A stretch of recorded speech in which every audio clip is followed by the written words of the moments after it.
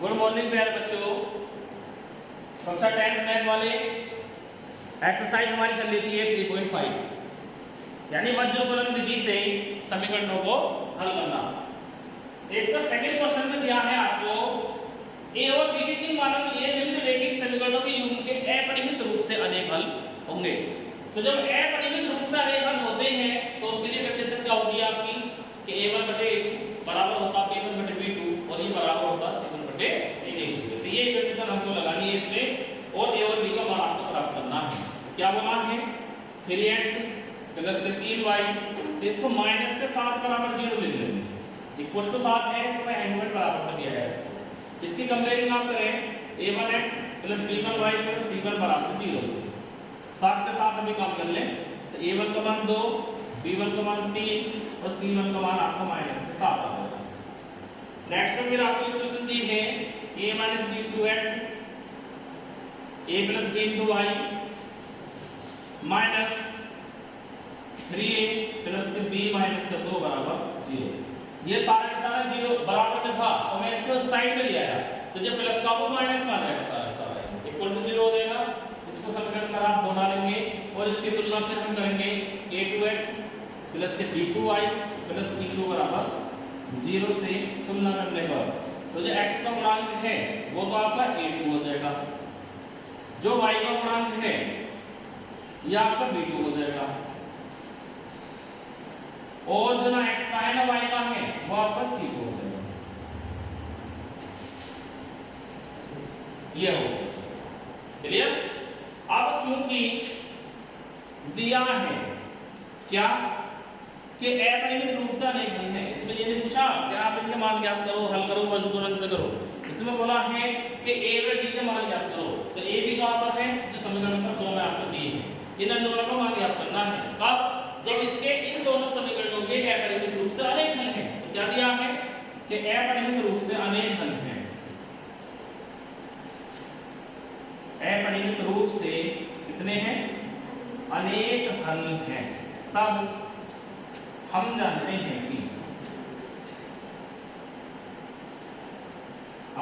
हैं कि क्या होता है ये कि a1 बटे a2 बराबर b1 बटे b2 बराबर होता है c1 बटे c2। जब अपरिमित रूप से अनेक हल हो तो ये कंडीशन होती है आपकी। अब आप इसमें मान रखें जी तो a1 का मान कितना है 2, a2 का a माइनस 3, फिर 3 a प्लस b, अब माइनस के साथ और minus 3a plus b minus 2 हो गया ये।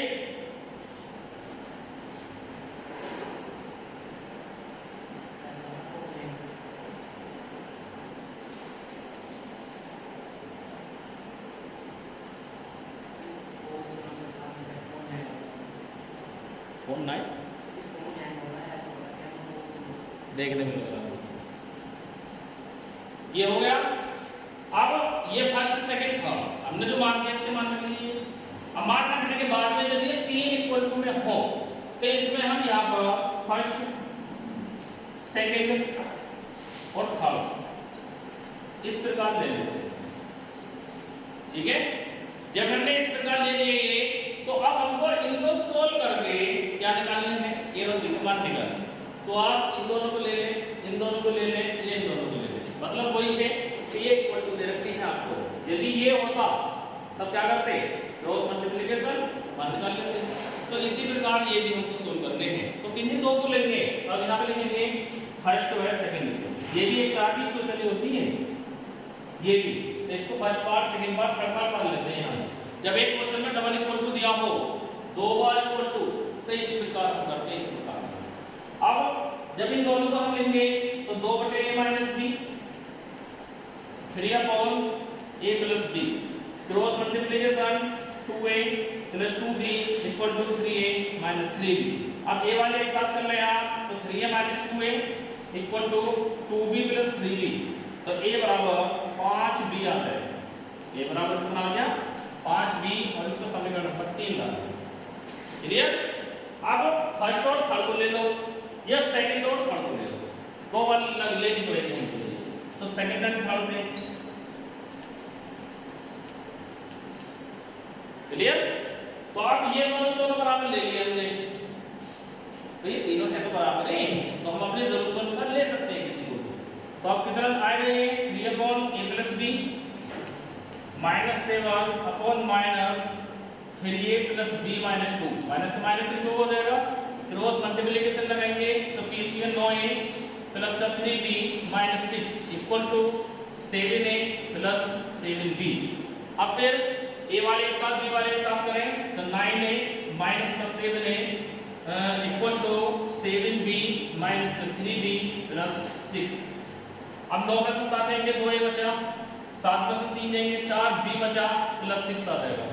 अब यहाँ पे लिखा है a बराबर 5b, तो इस a की जगह 5b रख लो, तो 2 गुणा 5b equal to 4b plus 6। कहाँ से? समीकरण 3 से। इसका मान रख लिया a का इस बारे में, क्लियर। यहाँ से अब 5 दूनी 10b, इसको बराबर में लेके आए माइनस का 4b इक्वल टू 6, 10 में से 4 जाएंगे कितने बचेंगे 6b इक्वल टू 6, तो b बराबर 6/6, b का मान आपका 1 आ गया। b का मान कितना आ गया 1। जब b का मान 1 आ गया तो समीकरण नंबर 3 में इसको रख ले आप, तो समीकरण 3 से a बराबर कितना था 5b, तो a बराबर 5 गुणा a का मान कितना प्राप्त हो गया आपको 5, तो a का मान 5 है और b का मान कितना है 1। ये आपसे पूछे हैं a और b का मान निकालना है। ये क्वेश्चन बहुत इंपॉर्टेंट है बोर्ड एग्जाम के लिए। नेक्स्ट में फिर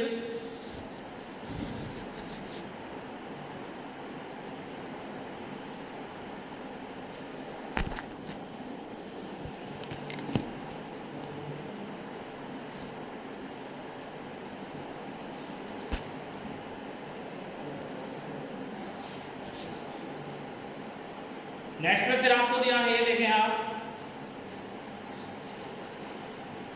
k के किस मान के लिए निम्न रेखीय समीकरणों के युग्म का कोई हल नहीं है।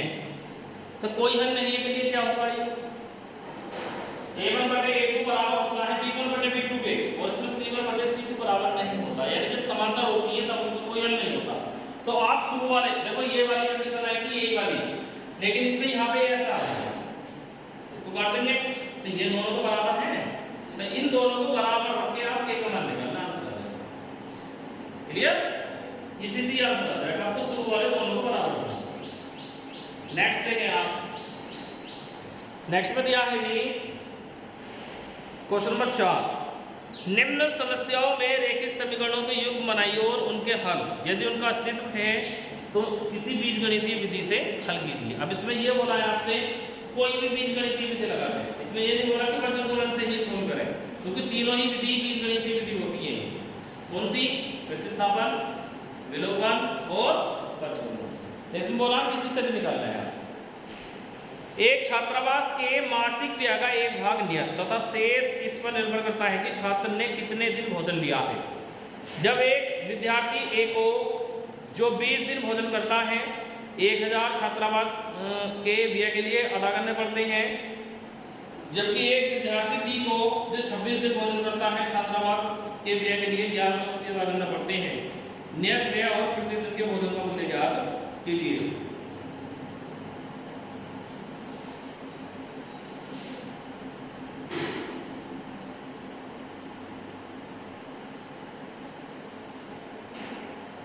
देखिए आप, मैंने आपको 3 तरह के क्वेश्चन कराए इसी की बात की। फर्स्ट में कराया था आपको ट्रेवल वाला, याद करें आप, जब यात्रा कर रहा था एक में 15 किलोमीटर, एक में 10 किलोमीटर, तो फिक्स था उसका, और प्रति किलोमीटर को उसको चार्ज देना पड़ रहा था। फिर सेकंड में मैंने कराया पुस्तकालय वाला आपको, एक शशि थी और 2 लड़की थी, एक सरिता थी एक सूजी थी। सूजी वाला क्वेश्चन था वो, तो उसमें भी बिल्कुल सेम इसी प्रकार का था कि छात्रा एक पुस्तकालय है और पुस्तकालय में से जब हम पुस्तक लेंगे तो उसका कुछ नियत था कि एक पार्ट नियत था और बाकी अन्य के लिए आपको एक्स्ट्रा चार्ज देना पड़ रहा था। सेम इसी प्रकार ये है। तो इसमें बोला है कि कोई छात्रावास है, छात्रावास किसको बोलते हैं? छात्र कारावास यानी छात्र को जेल हो गई, छात्रावास होता है हॉस्टल। जो हॉस्टल होते हैं स्कूलों के या जिन पे विद्यार्थी रह रहे हैं उनको हम बोलते हैं छात्रावास, यानी हॉस्टल होता है। हॉस्टल की हिंदी होती है। तो कोई छात्र है छात्रावास में रहते हैं, जो छात्रावास का नियत किराया देना पड़ेगा। और ये नॉर्मल बात है, आप कहीं पे जाएं, स्टूडेंट है, आप रूम लिया तो वहाँ पर रूम का आपको रेंट देना पड़ेगा। आप खाओ मत खाओ, रूम का रेंट तो देना ही पड़ेगा, वो आपका नियत हो गया। अब यदि आप वहाँ पर कुछ मंगा रहे हैं खाने के लिए भी, सपोज करें आप होटल में रुके किसी में, तो आप जब खाने के लिए मंगाएंगे तो उसको एक्स्ट्रा चार्ज देना पड़ेगा। वो ही बोला है इसमें कि उसमें जो एक भाग है वो तो नियत है ही है। यदि आप खाना ले रहे हैं प्रतिदिन तो उसका आपको एक्स्ट्रा चार्ज देना पड़ेगा। तो आपसे ये पूछा है कि आप एक तो नियत वाला किराया बताएं क्या है, और एक क्या बताएं जो आपने भोजन लिया है प्रतिदिन वाला उसका चार्ज बताओ क्या। क्लियर है? तो लिखें इसमें, आप देखें 14 का फर्स्ट पॉइंट। माना नियत व्यय, व्यय का मतलब क्या होता है? ये खर्च x रुपये का है, प्रतिदिन भोजन का मूल्य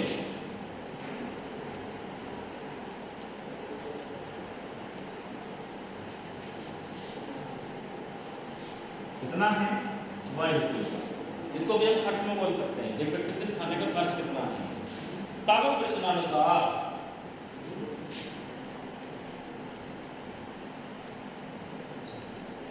ए के लिए कोई विद्यार्थी ए है, कोई विद्यार्थी बी है, तो इसमें नाम नहीं दिए, नाम उनके ए और बी दे दिए आपको। तो किसके लिए? ए के लिए। क्या बोला? एक विद्यार्थी ए को जो 20 दिन भोजन करता है 1000 रुपए छात्रावास के व्यय के लिए अदा करने पड़ते हैं। यदि उसने 20 दिन भोजन कर लिया तो 1000 रुपये उसके चार्ज देना पड़ा। यदि ये नहीं खाता तो 1000 बन जाते, फिर कम जाते उसके। समझ आ गई बात? तो ए के लिए कितने दिन खाए हैं? 20 दिन के लिए। तो x रुपए का उसको वो देने पड़ते हैं वाले। 20 दिन भोजन लिया, एक दिन भोजन का किराया y रुपए का है। रुपए कितने दिए? 1। इक्वेशन बन गया आपकी ये, यानी x plus 20y equal to 1000 समीकरण नंबर 1 प्राप्त हो गई। अब यहाँ पे लिखेंगे b के लिए। कोई स्टूडेंट है b, उसके लिए उसने बोला है कि उसने 26 दिन भोजन करा है 1180 दिन। तो दिन बढ़ गए तो पैसे कितने बढ़ गए उसके? ये कितने हैं? 20, वो कितने? 26। तो वहाँ यहाँ कितने? 1000, वहाँ पे 1180, 180 रुपये बढ़ गया वहाँ पर। तो वही है, तो x प्लस 26 गुणा y बराबर 1180 हो गई। इसी है, ठीक है। जब इसको हम सॉल्व करेंगे तो x प्लस के 26y इक्वल टू 1180 आ जाएगा, और समीकरण नंबर हमारी ये 2 का। क्लियर? अब समीकरण नंबर 1 और 2 को हल करना है आपको। अब इसमें बोला है क्या? यदि कोई से लगा तो इसमें सुटेबल कौन सी बैठ रही है? विलोपन वाली। x x वाले एक से बनने ना, ऊपर नीचे रख लो।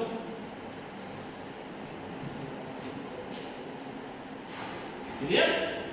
बताने क्योंकि अब हम 3 विधि होती है, 3 सीख चुके, बल्कि 4 विधि होती है, एक ग्राफ वाली भी होती है। तो हम 4 सीख चुके। अब हम कोई सी भी लगा सकते हैं यहाँ पर। अब घटाने पर माइनस माइनस माइनस कर दे, 26 में से लीजिएंगे 6y और 1180 में से 1000 लेंगे 180। 6 दिया था, y का मान 30 रुपये आ गया। कितना रुपए? 30 रुपये, यानी 30 रुपये पर डे का भोजन का आपको पैसे देने पड़ते हैं उसको। अब इस y का मान समीकरण नंबर कितना रख लें? 1 में 2 समीकरण 1 से x प्लस 20y बराबर 1000 है ना, तो x प्लस 20 गुणा 30 बराबर 1000, तो x बराबर 1000 माइनस के 600, यानी x बराबर 400 रुपये आ जाएगा। तो उसका जो हमको नियत किराया देना पड़ रहा है रेंट का, वो 400 रुपये है, और भोजन का देना पड़ रहा 30 रुपये पर डे। क्लियर?